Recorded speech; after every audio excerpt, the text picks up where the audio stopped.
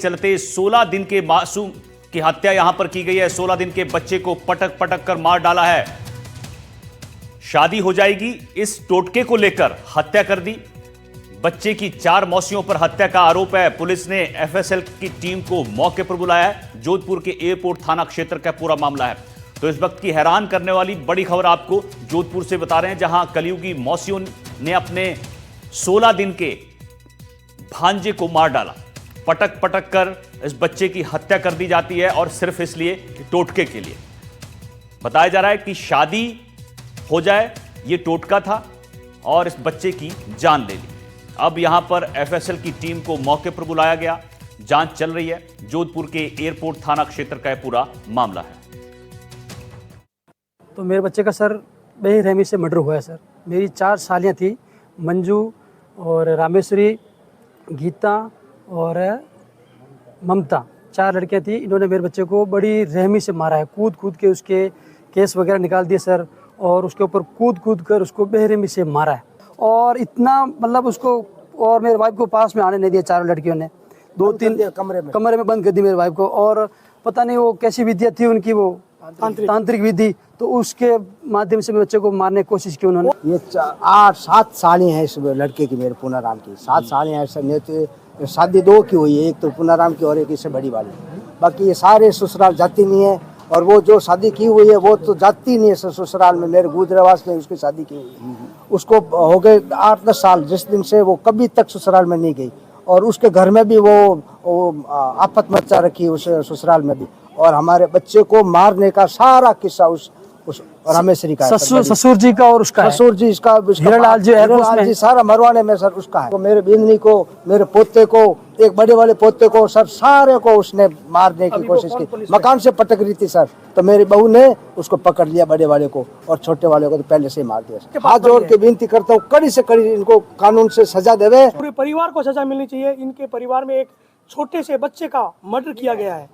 और हम इतना जानवरपन कहाँ से, इतना जानवरपन इनके पास में कहाँ से आ गया। इस दुनिया में कहा जाता है कि अगर माँ नहीं होती तो मासी होती। ये ऐसी मासियाँ हैं जिन्होंने एक दूध पीते बच्चे को बेरहमी से ऊपर कत्ल कर, 15 साल का मारा गया, 15 दिन का बच्चा, शरीर के टुकड़े कर दिए और उसके बाद में चीर दिया उसको। और सरकार और कानून और मीडिया से बचने के वीडियो तांत्रिक बनाने की कोशिश की गई है। हम कानून से ये गुहार लगाते हैं, इनको कड़ी से कड़ी सजा मिले। अरुण हर्ष हमारे सहयोगी हमारे साथ जुड़ गए हैं। अरुण, कलयुगी मौसियों ने अपने भांजे की बलि दे दी 16 साल के, क्या पूरा मामला है? देखिए अनिल, अगर बात की जाए, मारवाड़ी में कहावत होती है कि मरो माँ जियो मासी, लेकिन यहाँ वो कहावत है उल्टा चरितार्थ होती है। मौसियों ने अपने मासूम भांजे की, जो 15 दिन का मासूम था, इसी मकान में वो रहते थे। और यही वो मकान है जहाँ पर मेरे पीछे आप देख सकते हैं। इसी मकान में जो है वो बच्चा मासूम था, जिस घर में बताया जा रहा है आसपास के लोग कि जिस तरह से जो है ये आपस में रोजाना इनके झगड़े होते थे। साथ ही साथ अगर बात की जाए तो अंधविश्वास में ये लोग फंसे हुए थे। और लगातार जिस तरह से जो है इनके घर में झगड़े होते थे, और जिस तरह से जो जिन महिलाओं को, इन मौसियों को जिनको हिरासत में लिया, तो निश्चित रूप से कह सकते हैं कि इनकी जो मौसिया है, उनके कई मौसियों के हाथ में जो मेहंदी हल्दी लगी हुई दिखाई दी थी। यानी रात भर वो बता रहे हैं कि जिस तरह से आसपास के लोग और परिवार के लोगों का आरोप है, भैरवनाथ का जो है आरोप कर रहे थे।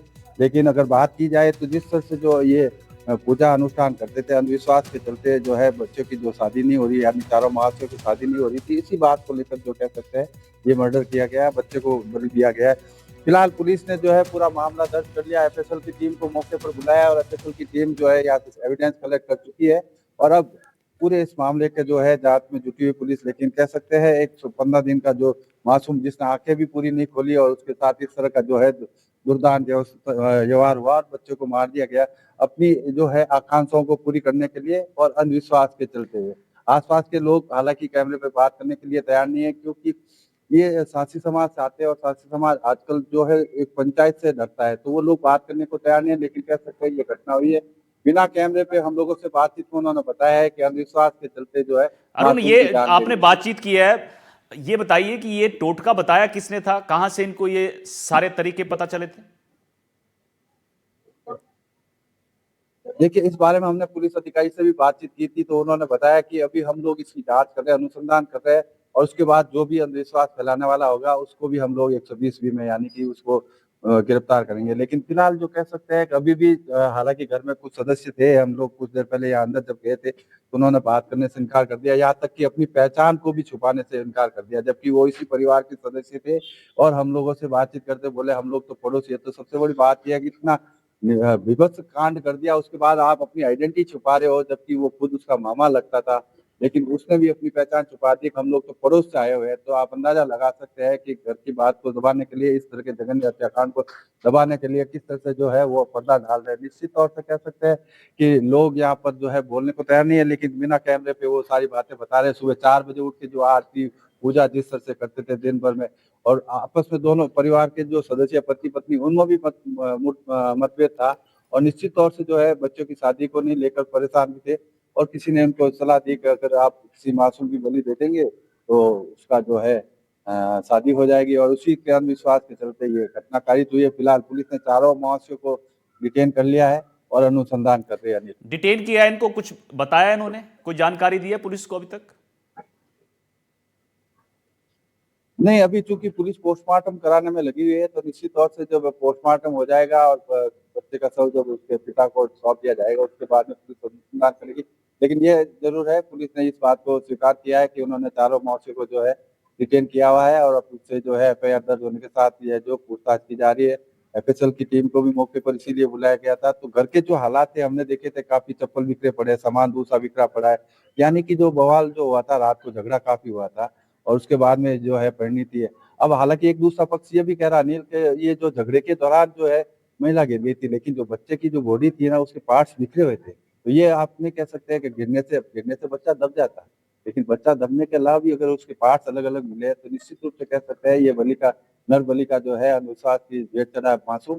अब फिलहाल पुलिस को इस मामले में पूरी फूंक फूंक कर इन्वेस्टिगेशन करनी पड़ेगी, क्योंकि इस तरह का मामला बहुत कभी कभार देखने को मिलता है। लेकिन कहते हैं कि ना जो विश्वास होता है मरो माँ जीवो मासी, वो जो यहाँ नहीं दिखने को मिली।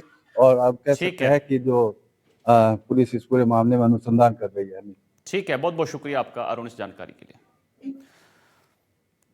चलिए आगे।